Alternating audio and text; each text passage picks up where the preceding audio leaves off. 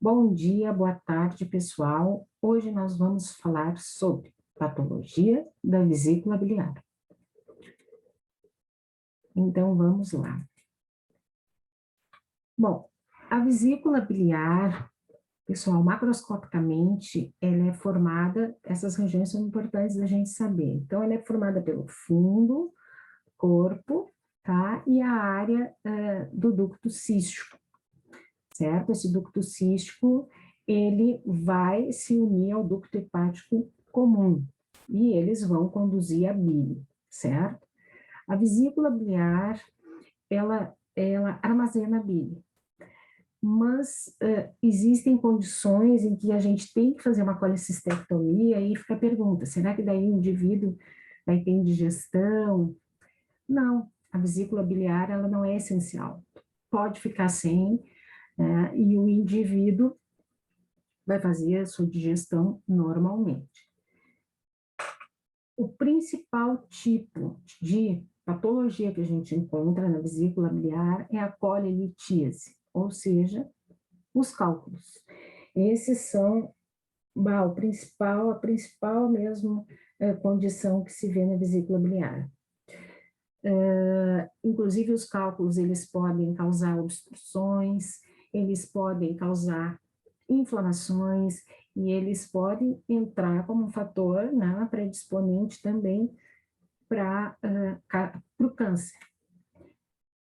Entre as anormalidades congênitas, que são condições muito raras, existem, por exemplo, a agenesia da vesícula biliar, quer dizer, nasce sem vesícula biliar e nem por isso vai morrer, certo?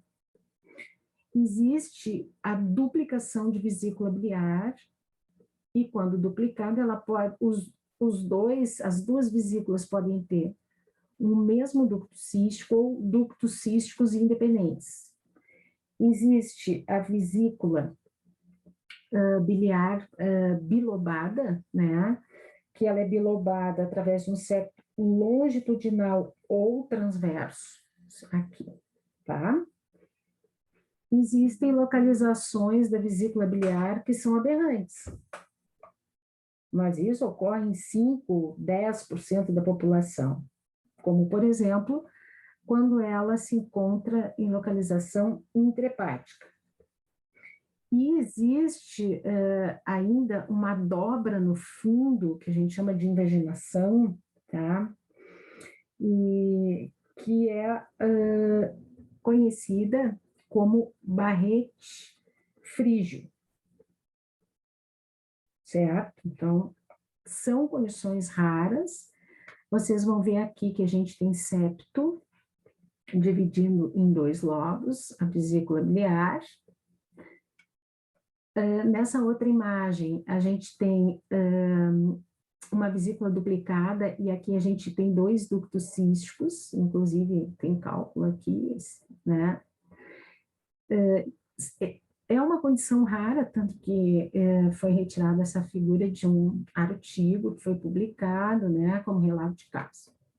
E o barrete frígio que vocês estão vendo aqui, ó, lá no fundo existe uma invaginação do próprio fundo para dentro da vesícula biliar. São condições, assim, para a gente ter conhecimento, mas não é o dia a dia. O nosso dia a dia é a colelitíase. Bom, a colelitíase significa cálculos na vesícula biliar. É assim, ó, a prevalência é 10 a 20% dos adultos e a gente sabe que em mais de 80% dos casos ela é silenciosa, ou seja, não existe dor nem outras complicações da vesícula. Isso levando décadas, tá? Até que pode lá, né, acontecer sei lá, uma policistite e as manifestações clínicas. Existem 2 tipos básicos de cálculo. O cálculo de colesterol e cálculo de pigmento. O de colesterol é o mais frequente, aquele cálculo amareladinho, né? E os pigmentados são aqueles que são marrons ou pretos, e que são constituídos por bilirrubinato de cálcio. Bom, essa aqui é uma exemplificação, a gente tem o amareladinho, a gente tem o marrom e a gente tem o preto, que são os dois tipos de cálculo. Ou seja, a vesícula biliar e essa imensa quantidade de cálculos amarelados, que são de colesterol. Nessa outra imagem, cálculos pretos, que são os cálculos pigmentados, tá, pessoal? Quais os fatores de risco para que aconteça? Existem populações, tá, que são mais propensas, certo?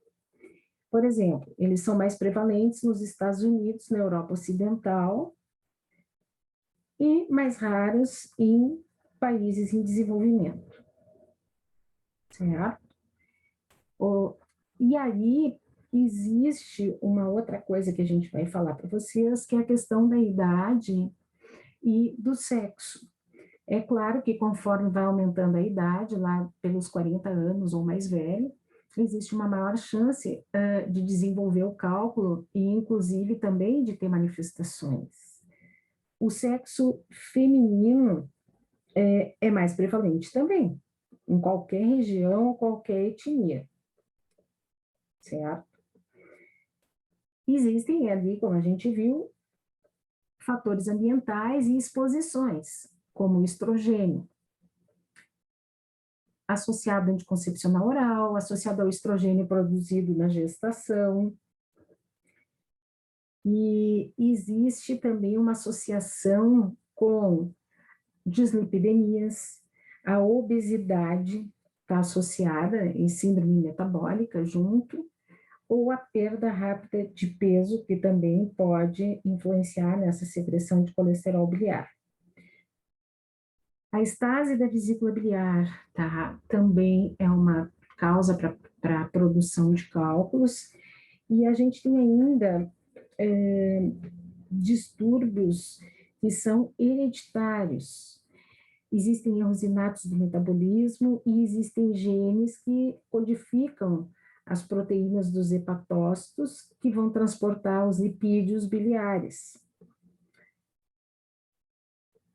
Como vocês veem, existem vários fatores de risco e que todo mundo está bem exposto. Eu digo assim, ó, que a dislipidemia e a obesidade tem aumentado muito no nosso, em todo mundo, né?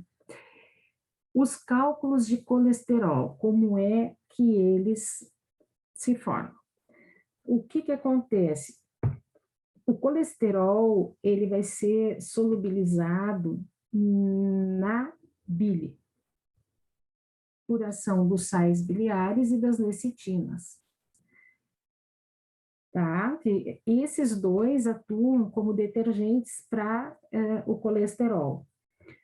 Quando assim, a concentração desse colesterol ela é muito alta, então aí vem as dislipidemias, a obesidade, a capacidade da bile solubilizar, tá? Ela vai diminuir.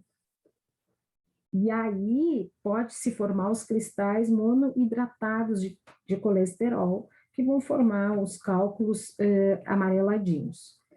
Existem, isso a gente chama de nucleação do colesterol, tá?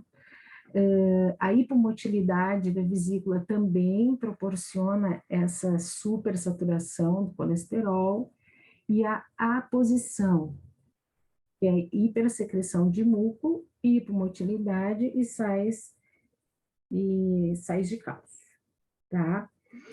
Existem, portanto, a gente sempre diz, essas condições que contribuem, essa supersaturação com colesterol, essa nucleação que a gente disse aqui, tá? E tudo isso resulta no acúmulo do colesterol e no surgimento dos cálculos, assim que é o cálculo, o amareladinho, tá?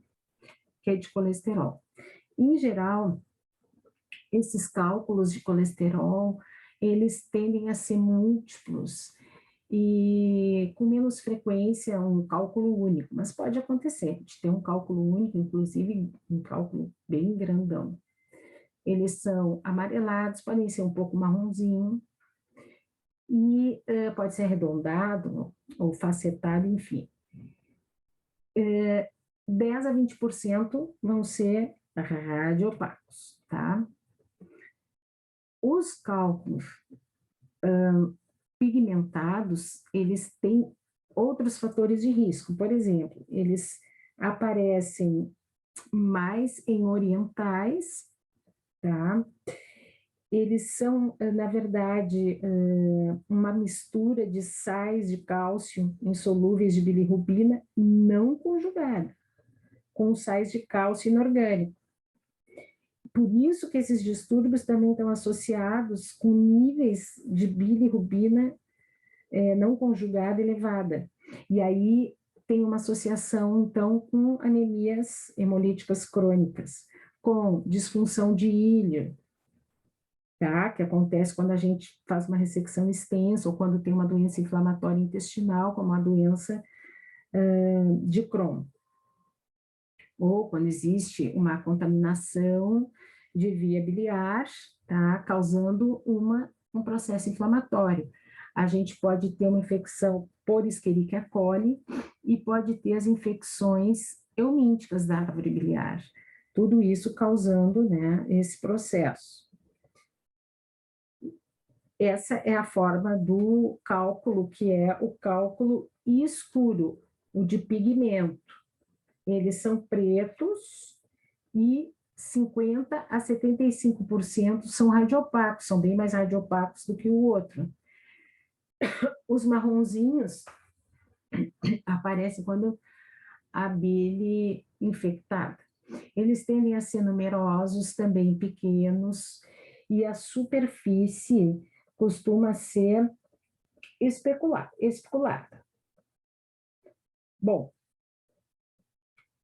aqui é uma vesícula biliar, e a gente tem esses múltiplos cálculos pequenininhos, né, dentro da luz. Muito bem. Aqui são vários cálculos mais amarronados, digamos assim, todos pequenos dentro da vesícula biliar. Quanto às manifestações clínicas, como a gente disse, mais de 80% não tem sintomatologia. Tá? Não tem dor, não tem complicação nenhuma, mas tem o cálculo. O sintoma principal que a gente fala é a dor abdominal, e é uma dor em cólica, que a gente chama de cólica biliar. E é uma dor constante,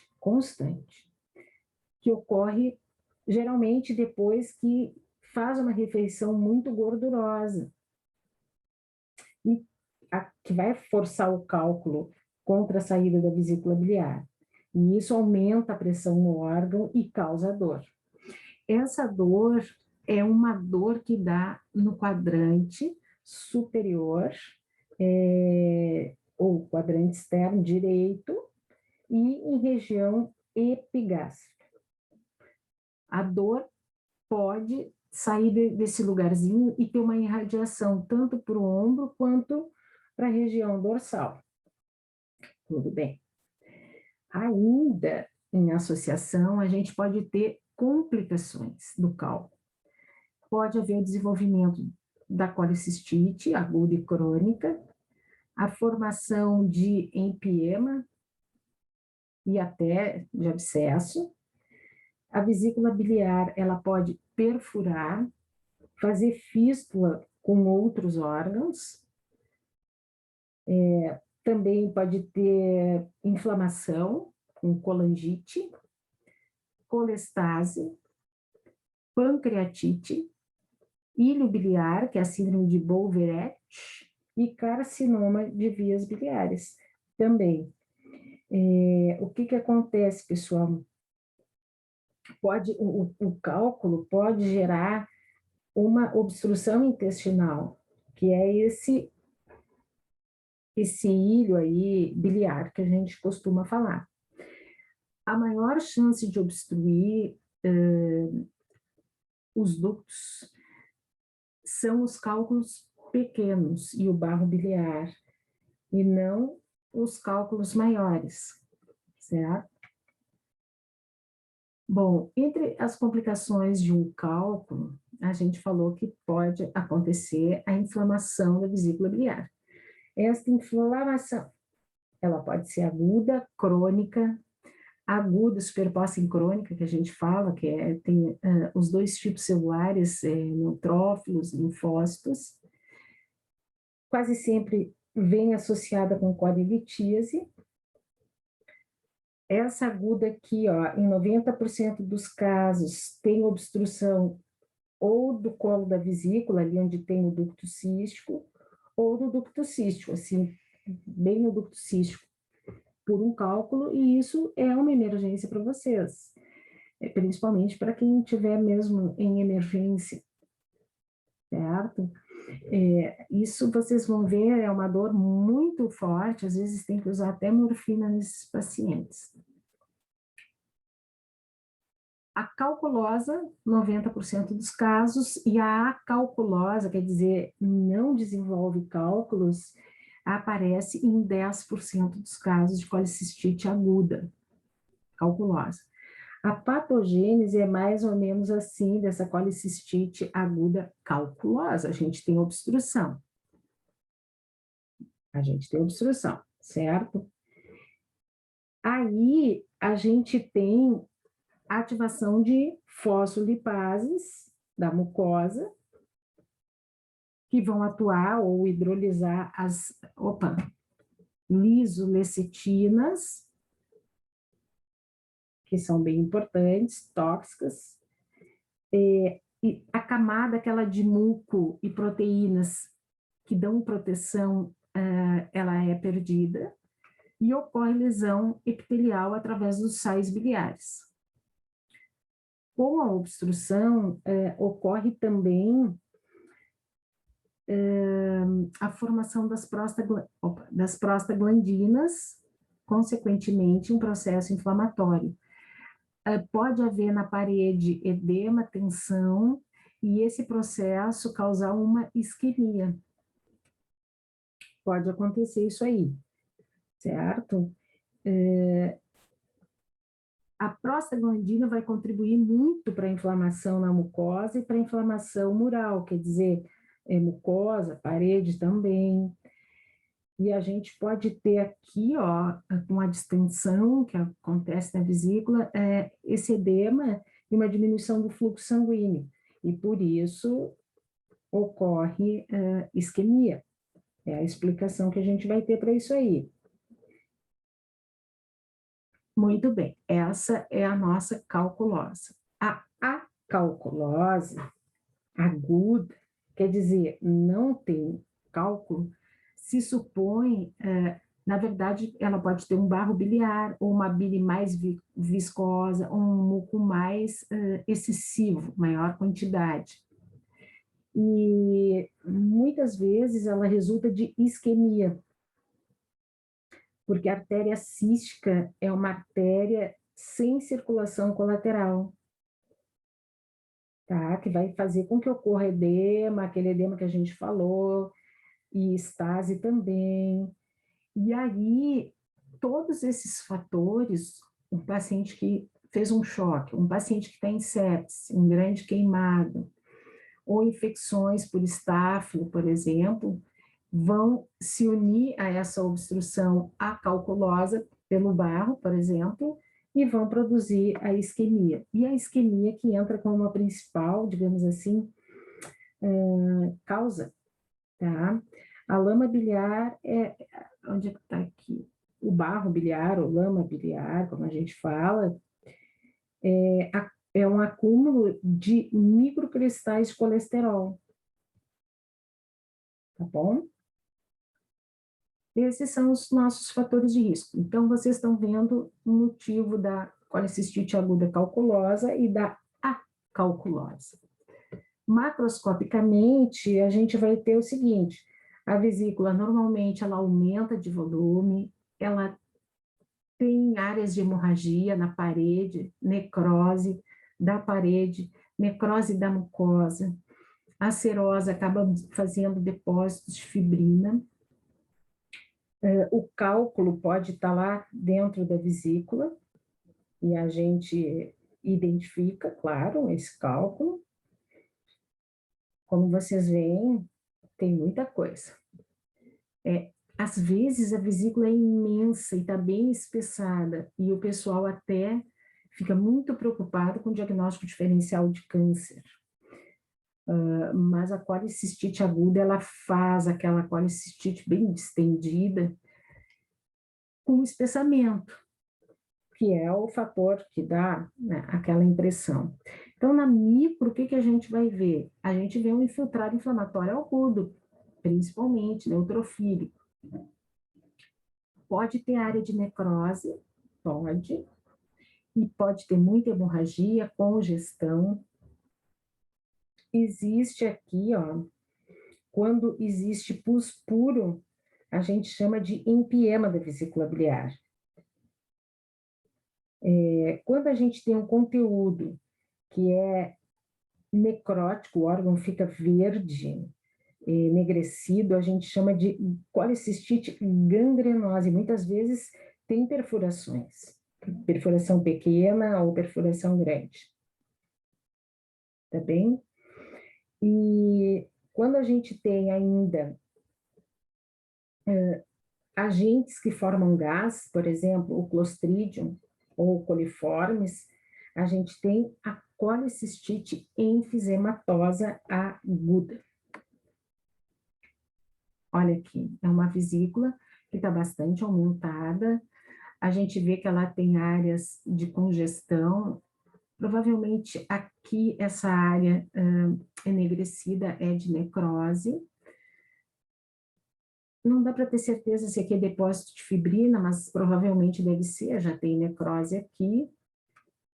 Provavelmente aqui também tenha uma ruptura ou uma laceração. Essa aqui tá bonita, ó. É uma vesícula também grande, a gente vê que ela tem espessamento, a gente vê que ela tem hemorragia.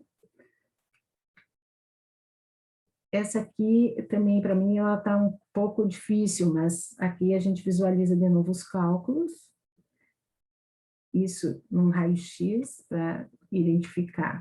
Bom, então aqui vocês têm a lâmina, a microscopia. E a microscopia vai nos mostrar aquilo que a gente falou ali. É uma vesícula que vai ter muito neutrófilo, claro que a gente está num aumento pequeno, pode ter linfócito, plasmócito, eosinófilo, mas predominam os neutrófilos. A gente tem essa barra aqui que representa fibrina e que muitas vezes com leucócitos e descontinuação do epitélio, a gente pode chamar de ulceração também. Tá? E pode ter um espessamento de parede, que a gente aqui não vê toda a extensão da vesícula biliar. Mais de perto, a gente pode observar, aqui dá para ver, né? Porque daí está melhor, que a gente tem neutrófilo. O neutrófilo, eu sempre digo que ele parece um C. Tem bastante neutrófilo, tem bastante Czinho. Existe um certo grau de atipia, mas são atipias inflamatórias, e vocês podem receber muitas vezes um laudo assim. Presença de atipias provavelmente inflamatória. No meio de uma baita inflamação, a atipia, ela acaba aparecendo e a gente não, né, não pode imaginar que seja de neoplasia. Essa é uma vesícula completamente necrosada. Essa é aquela vesícula que a gente pode dizer que é gangrenosa. Ela é toda enegrecida, com necrose, não dá nem para identificar a mucosa, tá? A gangrenose. Clinicamente, nem sempre tem um episódio anterior. Às vezes, o primeiro episódio já é o episódio da colicistite aguda, mas tem aquela dor abdominal que a gente falou, que é uma dor no quadrante superior direito, epigástrico, e que quando é bem agudo pode durar cerca de 6 horas, e na verdade não alivia muito com com analgésico comum, o paciente vai ter febre baixa, é claro que tem anorexia, taquicardia, sudorese, todos aqueles sinais de processo inflamatório, náuseas, vômitos.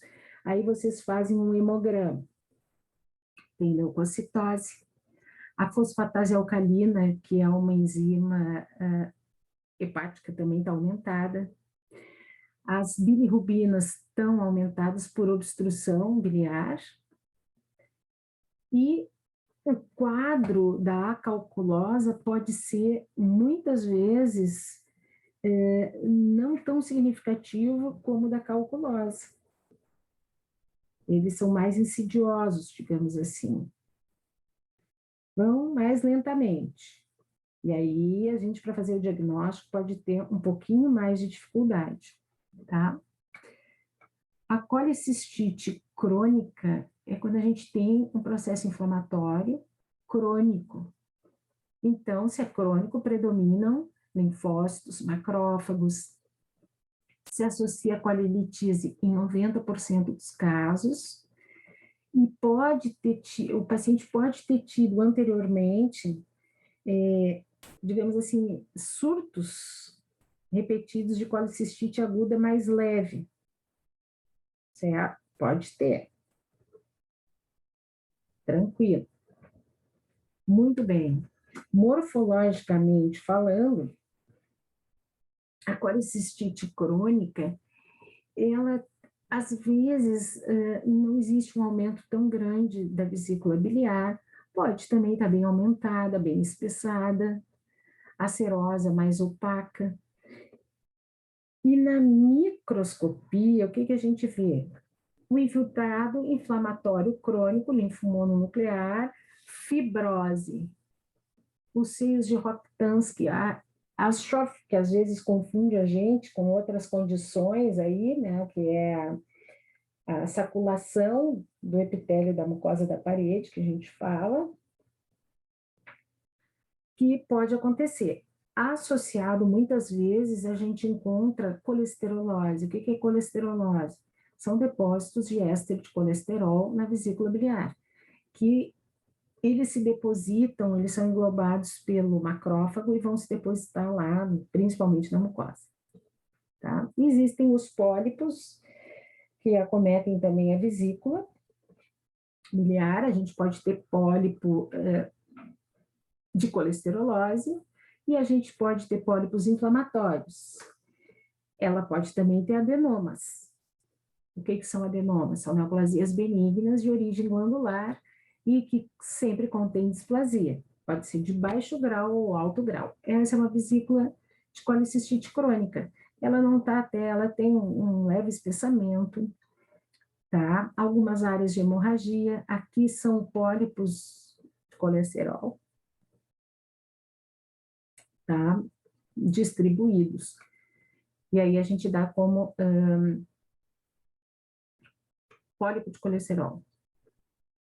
Olha só, essa já é uma vesícula mais espessada, e aqui a gente tem uma combinação, uma colicistite aguda, superposta numa crônica, um cálculo imenso. Vocês estão vendo que aqui tá difícil, né, porque o aumento é pequenininho, mas a mucosa está infiltrada e existe, a mucosa está infiltrada e existe a invaginação, tá? Essa invaginação, formando os seios de Rokitansky. O infiltrado predominante são os linfócitos aqui, pode ter um ou outro neutrófilo, claro, macrófagos, pode ter plasmócito também, pode ter plasmócito também.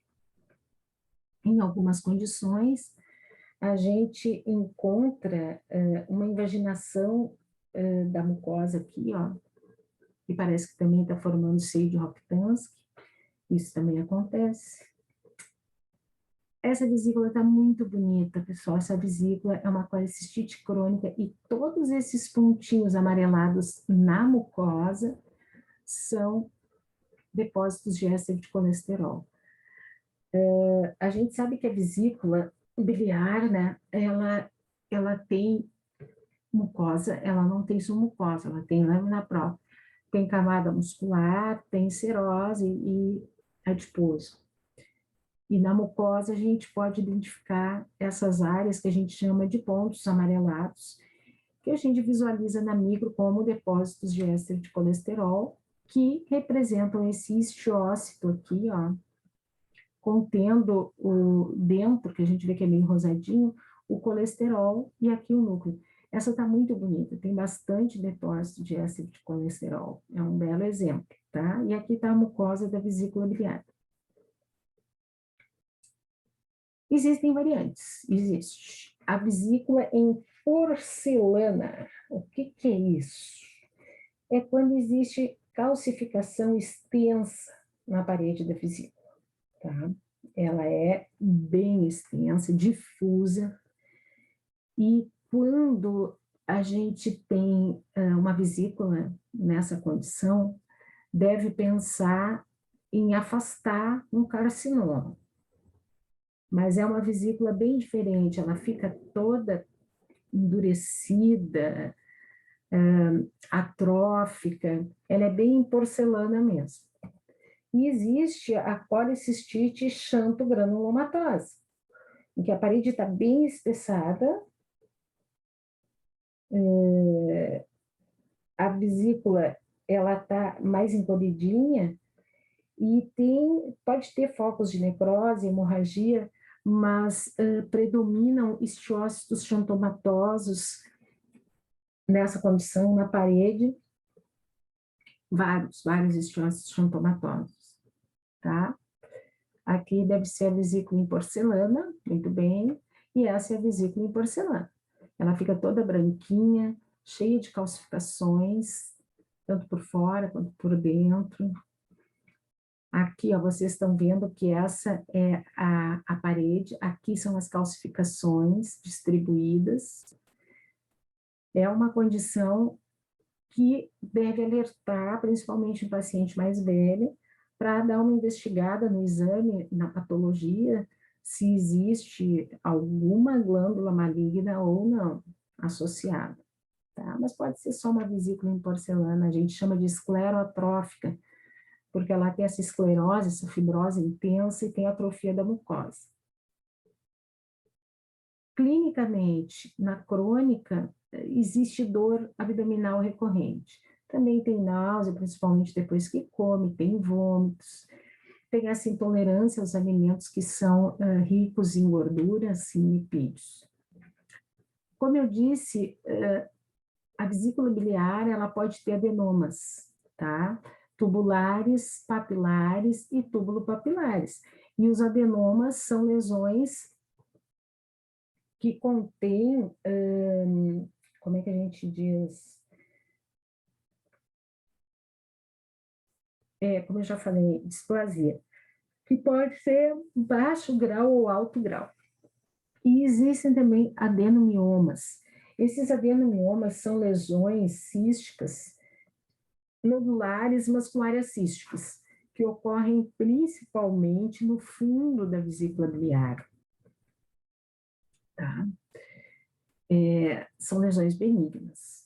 E a gente chama de adenomioma, ele contém várias, adenomioma porque ele contém várias glândulas ali da vesícula biliar, esse adenomioma.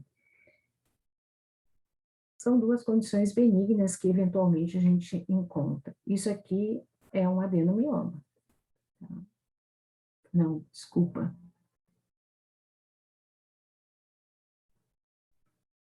Isso aqui é um adenoma, na verdade, tá? É um adenoma com displasia de baixo grau. De novo, um adenoma aqui papilar com displasia de baixo grau. E essa condição é que há um adenomioma. A gente tem as glândulas e tem tecido muscular liso, glândulas dilatadas e tecido muscular liso. Finalmente chegamos ao carcinoma da vesícula biliar. Puxa vida! O carcinoma da vesícula, ele é a neoplasia maligna mais comum das vias biliares extrahepáticas, tá? Existem muitas variações de incidência no mundo, sendo que tem regiões que têm um maior número, também existe. O que mais? Ele é 2 vezes mais comum nas mulheres do que nos homens. Outra coisa, aparece mais em indivíduos mais velhos, lá pela 7ª década.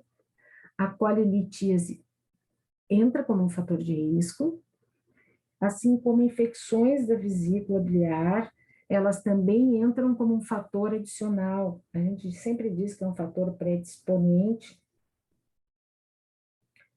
mas aqui, ó, a gente vai ver que o fator de risco mais importante, além do gênero e da etnia, são os cálculos biliares.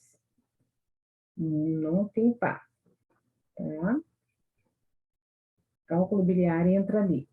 E aí, é óbvio que a gente tem uma sequência, que a gente tem uma vesícula normal, uma inflamação crônica, um processo de displasia, aqui está normal, aqui já tem um processo inflamatório crônico, começa a haver displasia do epitélio, essa displasia acaba evoluindo para carcinoma in situ. O que é carcinoma in situ? É quando a gente tem alterações arquiteturais, pleomorfismo, atipias nucleares, em toda a espessura do epitélio, mas que não rompeu a camada basal.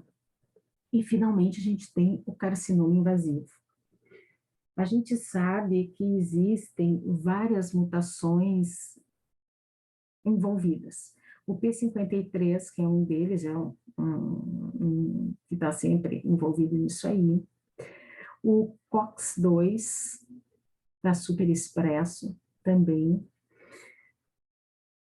Existem outros, tá? O Carras, existe uma série de mutações que acontecem e que vão agir como agentes promotores para essa evolução do câncer de vesícula. Começa cedo e vai se desenvolver bem tarde, quando ele rompe a membrana basal. Como é que é? Ele pode ser infiltrante, que é aquele que vai... É o tipo mais comum, tá? É uma área mal delimitada, que causa espessamento, que causa endurecimento, difuso. Muito bem. Ele pode, inclusive, formar uma úlcera que penetra no fígado, ou formar vísceras, fístulas com outras vísceras, certo? Então, ele tem esse aspecto cirroso. Tem o padrão exofítico, que é o padrão que a gente sempre chama de couve-flor, não sei porque não pode ser brócolis, couve-flor, que cresce para a luz e que invade a parede. As lesões, elas tendem a ser brancacentas, e as localizações principais são no fundo e no colo. O principal tipo histológico é o adenocarcinoma, porque tem origem na mucosa, e podem se desenvolver a partir de adenoma. Só 5% vão ser de outros tipos histológicos, aí tem o carcinoma epidermoide e o carcinoma também, o adeno escamoso, tá? Mas na maior parte das vezes, o que se tem é um adenocarcinoma com origem glândula. Essa figura, ela tá bem bacana, porque a gente vê uma lesão, ela também é infiltrante e tem, assim, vegetação, tem ulceração, e já está invadindo o fígado. Já invadiu o fígado aqui nessa situação. De novo, né, já tem uma invasão, até não dá para delimitar bem aqui a vesícula biliar, como na outra figura, certo? Nessa figura, a gente tem uma lesão, uma lesão bem exofítica, que está preenchendo toda a luz da vesícula biliar. Opa, está aberta aqui, né? E essa lesão exofítica. E nós temos glândulas malignas, que são infiltrantes. Isso aqui são glândulas de adenocarcinoma, tá? que é o tipo histológico mais frequente. Aqui, mais adenocarcinoma para nós, tá?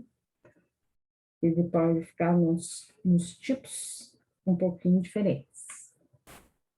Este é um carcinoma epidermoide, porque vocês veem que ele tem rolhas. Opa, deixa eu ver uma coisa.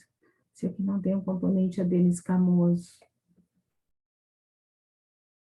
Ele tem coisas escamosas e tem essa outra condição. A gente vai ver depois, provavelmente, na aula prática também. Muito bem.